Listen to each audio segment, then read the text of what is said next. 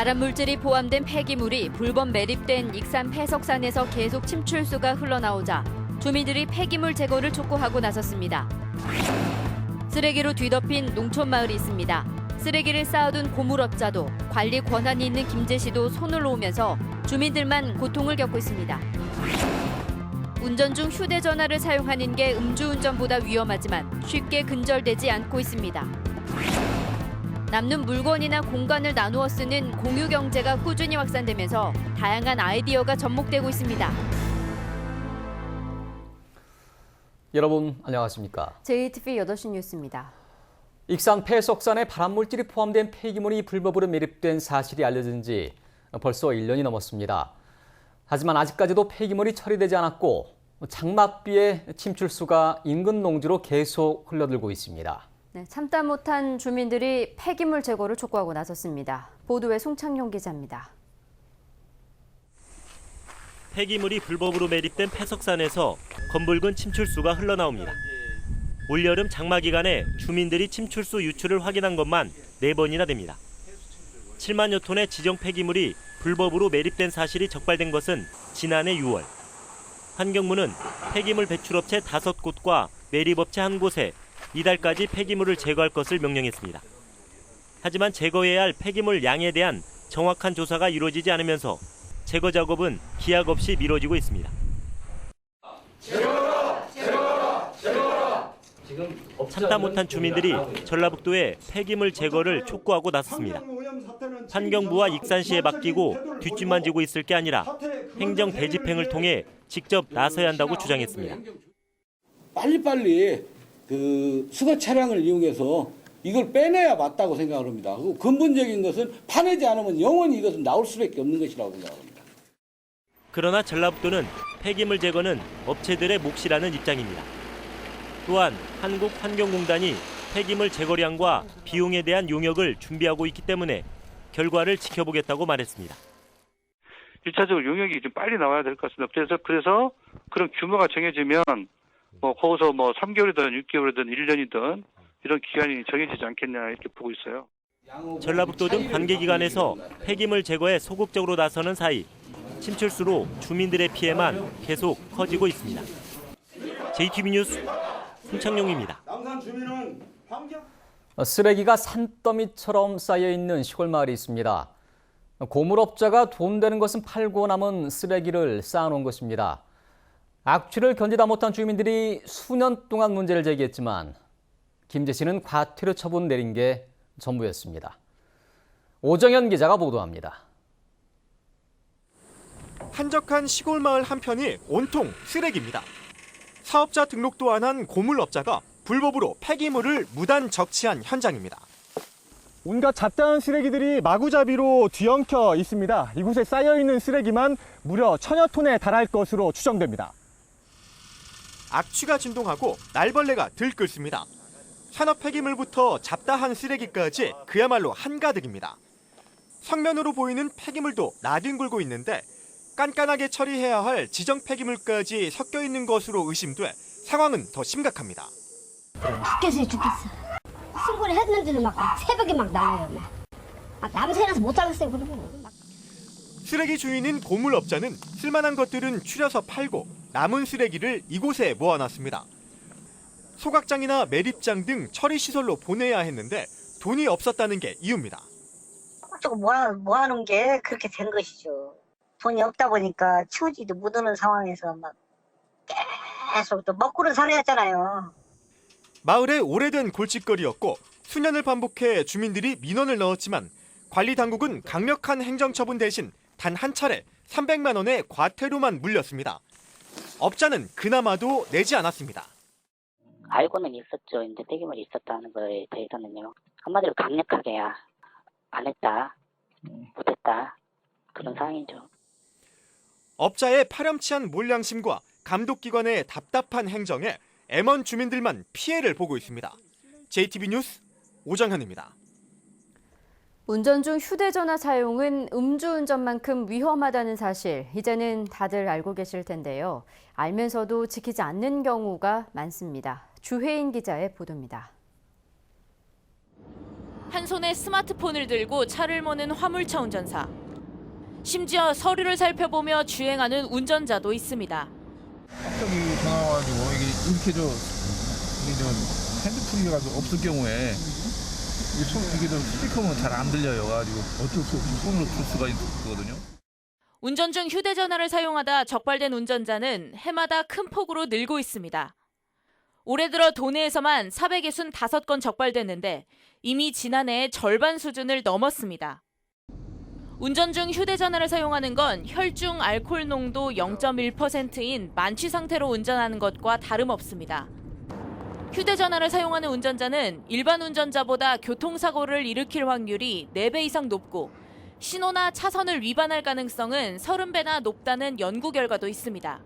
스마트폰을 이용하는 그 시간들이 일반적으로 한 5초 정도 사용하게 되지는데 자동차로 말하게 되면 80m 이상 가는 거리이기 때문에 그만큼 인지 능력이 떨어지게 되면 추돌한다든가 충격할 수 있는 위험성이 매우 높습니다. 장거리 운전이 많은 휴가철. 사고 예방을 위한 운전자들의 성숙한 안전의식이 필요합니다.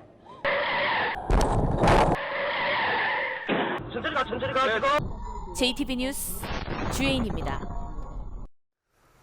남는 물건이나 공간을 나눠 쓰는 공유경제라는 말 들어보셨죠?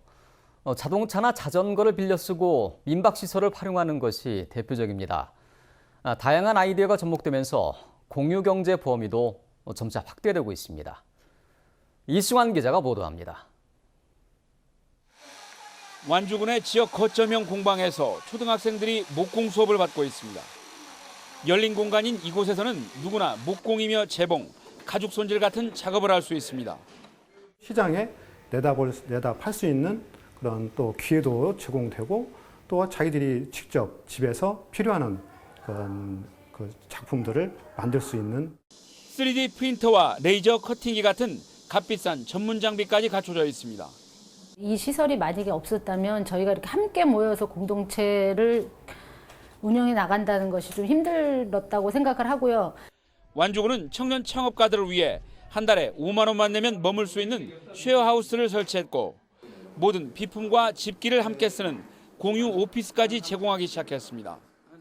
그런 것들을 쉐어하우스나 이제 공유 오피스나 이런 데를 들어오게 되면서 뭔가 좀 인테리어 비용도 아끼고 OA나 사무기기 이런 것들로 다 같이 함께 쓰는 거라서 전주시는 공공시설과 기관은 물론 빈 공장까지 창작 활동과 전시에 제공하고 공구와 음식, 장난감까지 무상 대여하고 있습니다.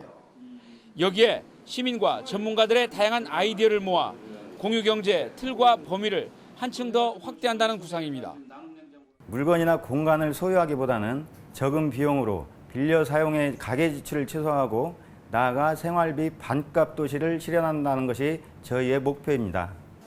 소유보다는 합리적인 이용에 초점을 맞춘 공유경제, 다양한 아이디어가 접목되면서 꾸준히 일상으로 확산되고 있습니다. JTB 뉴스 이승원입니다. 장수 한우지방공사가 행정안전부의 지방공기업평가에서 가장 낮은 등급인 마등급을 받았습니다. 전주시 시설관리공단은 중간 등급인 다등급으로 결정됐습니다. 반면 전북개발공사는 가장 높은 등급인 가등급을 받았습니다. 지역 대학이 다문화 인재 육성을 위해 발벗고 나섰습니다. 상대적으로 배움의 기회에서 소외된 시골 지역 다문화 학생들에게는 소중한 시간이 되고 있습니다. 조창현 기자의 보도입니다. 다문화 가정의 초등학생들이 종이를 접어 모형 다리를 만들고 있습니다. 힘의 분산을 통해 아치형 다리가 무너지지 않는 원리를 배우고 있습니다.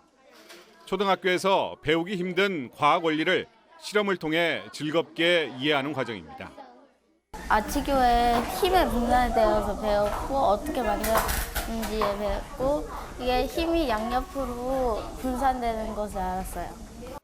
중학생들은 전자현미경을 통해 화석을 관찰하고 있습니다. 고생대에 살던 동물성 플랑크톤의 화석을 찾아가며 지구과학에 흥미를 느낍니다. 화석을 찾는 거예요. 플랑크톤. 그걸 찾아봤는데 해봤는데요. 학교에서는 잘 안 하니까 여기서 해보니까 색다른 것 같았어요. 재밌고. 전북대의 다문화 인재 육성 프로그램에 참여한 학생은 30여 명. 상대적으로 배움의 기회가 적은 시골 지역 다문화 학생이 대부분입니다. 이들은 연말까지 80시간 동안 과학과 수학에 대해 집중 교육을 받습니다. 다문화 학생들이 좀 잘 적응을 못하는 상황에서는 그래서 그 학생들의 뭐 대학 교수님들이라든지 좋은 그 대학의 훌륭한 프로그램을 통해서 학생들이 그 수학 과학에 빨리 좀 이렇게 익숙해져 가지고 흥미를 느껴서 그쪽으로 잘 자랄 수 있게끔 대학에서 이제 그 역할을 지금 한다는 얘기죠. 도내 초중 고등학교에 다니는 다문화 학생은 6천여 명으로 전체 학생의 2.7%를 차지하고 있습니다. 우리 사회의 중요한 구성원이 된 다문화 학생들이 지역 대학의 지원 속에 소중한 인재로 성장해가고 있습니다. JTB 뉴스 조창인입니다. 남원시가 생활 폐기물 가스화 발전 사업에 투자한 비용 가운데 일부를 돌려받을 수 있을 것으로 보입니다. 국민의당 이용호 의원은 한국환경공단이 남원시 투자금 가운데 22억 원을 우선 반환하고 시설 매각 결과에 따라 추가로 정산하기로 했다고 밝혔습니다. 생활 폐기물 가스화 발전 사업은 지난 2010년부터 환경부와 남원시, 한국환경공단이 함께 추진한 사업으로 남원시가 66억 원을 투자하는 등 모두 136억 원을 투입했지만 가스화로 핵심 기술을 확보하지 못해 지난해 발전시설 가동을 포기했습니다.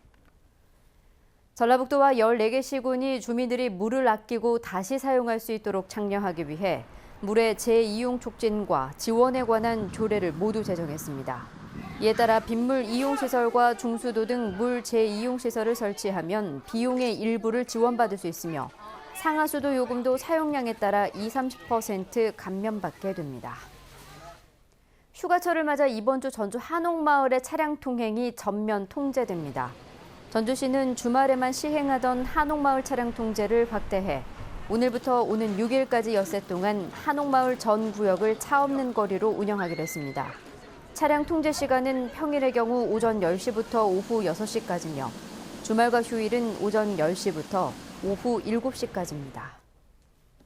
송인택 신임 전주지검장이 취임했습니다. 송인택 지검장은 검찰이 국민의 신뢰와 사랑을 받기 위해서는 국민 눈높이에 맞는 혁신안을 마련해야 한다며 국민의 의견을 반영해 검찰권을 행사하고 의사결정 과정을 투명하게 만들겠다고 밝혔습니다. 여고생 수십 명을 성추행한 혐의로 부안여고 체육교사가 구속된 가운데 잇따라 성추행 혐의가 드러난 같은 학교 교사 A씨가 검찰에 송치됐습니다. 전북지방경찰청은 부안여고 학생들을 상대로 전수조사를 펼친 결과 구속된 체육교사 외에도 교사 A씨에 대해 추가적으로 성추행 등 비위 의혹이 나와 불구속 입건한 뒤 수사를 벌여왔습니다. 전북은 오늘 11개 시군에 폭염주의보가 내려진 가운데 전주의 한낮 기온이 33도까지 오르는 등 대부분 지역이 30도를 웃돌며 후텁지근한 날씨가 이어졌습니다. 밤사이엔 소나기가 오는 곳이 있겠고 예상 강수량은 5에서 30mm입니다. 무더위는 내일도 기승을 부리겠습니다. 서해안 지역에는 대기 불안정으로 오후 한때 소나기가 내리는 곳도 있겠습니다. 전주기상지청은 소나기가 오는 지역에는 돌풍과 함께 천둥 번개가 예상된다며 시설물 관리와 안전사고에 유의해 줄 것을 당부했습니다.